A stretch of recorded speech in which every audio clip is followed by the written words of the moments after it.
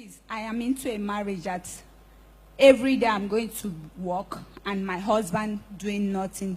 How they're smoking, drinking, and when you speak and it will stun, beating, reckless beating onto your head.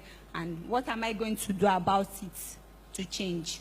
Okay, so she's married to a man who drinks, who doesn't go to work, Yes. smokes and beat her up. What Yeah. should she do? What leads to the beating? I want us to be real. Most of us women, our mouths are sharper than razor.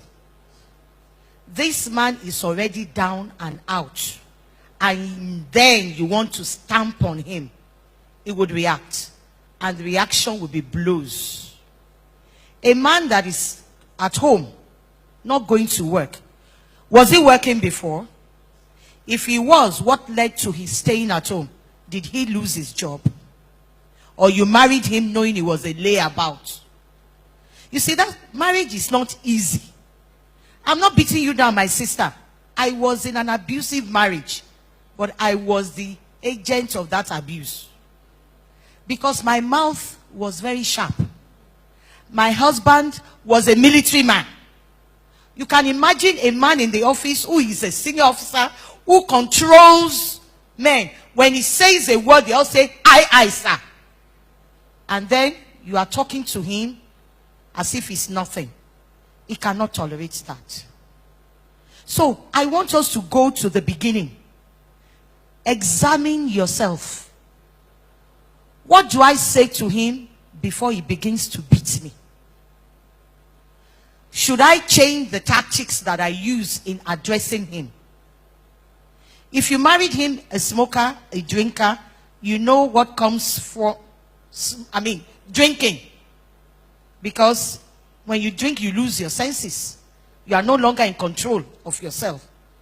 If you married him like that, believing that you will change him, then you have to stay in there and continue to pray. But if circumstances of life turned him to what he has become, you have to pray. And then avoid situations that would aggravate him. And then you pick up your cross and pray. There is nothing prayer cannot change. But you have to pay the price. It's not automatic. You can't go to work and cook for him, or you refuse to cook for him, or when you cook and he's eating, you are telling him you sat down there the whole day, you didn't do anything. Now you are eating. See your mouth so you can eat. How much money did you bring for you to eat? Oh, you want to eat pala, you want to eat fresh fish. When your money can't buy your kweko, and you expect that man to keep quiet. Sometimes we are the architects of our problem in these marriages. But like my sister said, if that is not the situation, you have examined yourself. And in all honesty, you found out that you have not in any way made this man to beat you. And the beating is getting to a dangerous level. You need to step out of that marriage for a season. But I don't want to say I can bet on it. If you find yourself in that situation as women, we will not be the lamb. We are likely to have overstepped our bounds by the kind of abuse we will rain on that man's head. So we really need to temper our mouths. We really need to humble ourselves. Because you are the provider today. You don't know tomorrow. That big job that is fetching you so much money, you are big madam at your place of work.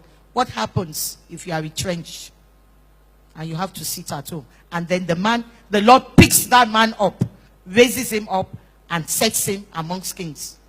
What do you do? So basically, I would say the woman has a lot of work to do.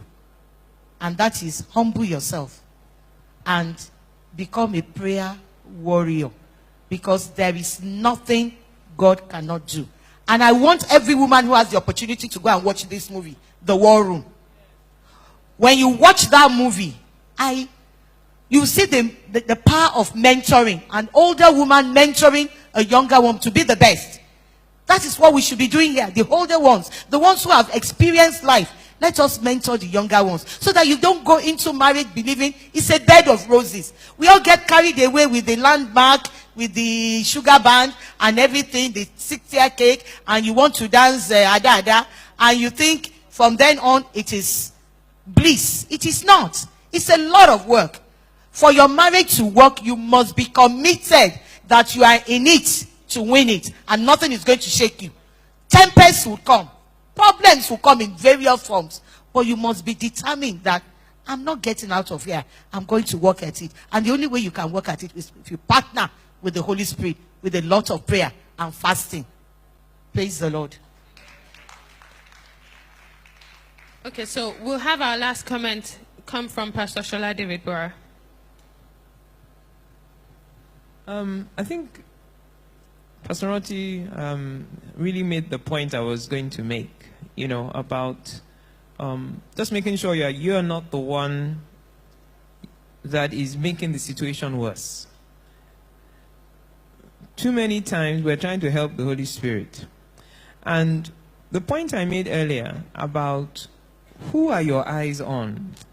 Because when you go into marriage, I remember when I was going into marriage, one of my prayer points was, Father, into your hands I commend my spirit. Because you don't know the person you are marrying. No matter, you might have known the person for years, but it's you and God that you're going into the marriage. And I'm telling you the truth, the real person shows up after marriage. Even you've been pretending all along. They've never seen your hair untidy. You're always well behaved. The real you shows up after the marriage, And it's so important that, one, our eyes are on the Lord for all our needs, honestly. I remember listening to an interview that Michelle Obama had. I just stumbled on it on CNN. And she was talking about how her marriage was getting very rocky. When the husband decided to be a politician, he would disappear on Sunday night and come back on Friday. She alone with 2 young children, and things were so bad, he was about to break up. And she told herself that, okay, what are my needs? She said she looked at herself in the mirror. What are my needs? Okay, I need somebody to help me with this. I need somebody to help me with this. And she realized that part of her frustration was that she was expecting this man to give her some things, which, one, he wasn't available to give her. He was not able to give her. And she said when she actually broke down the things that she needed, decided, okay, her mother can maybe help her with this. She will look to this for this. She will look to this. That it took a lot, yes, a support system. That it took a lot of the pressure. Because there are things we're asking our husbands to give, they don't have it in them to give. I'm telling you. What you are looking for, the man doesn't have it. And it brings a lot of frustration. So the point I'm making is, let us, one, keep our eyes on the Lord as our provider, okay? And look at support systems for some things that we might not be able to find or get from our marriage. And pray. If you haven't watched The War Room, go and read it. Go and watch it, okay? It will help you greatly. And the Lord will help us, because it's a process and it requires a lot of patience. But if we genuinely are trying to please God, not anybody, relatives, friends, or whatever, just keeping our eyes on God and reverencing our husband. One more thing before I leave the mic.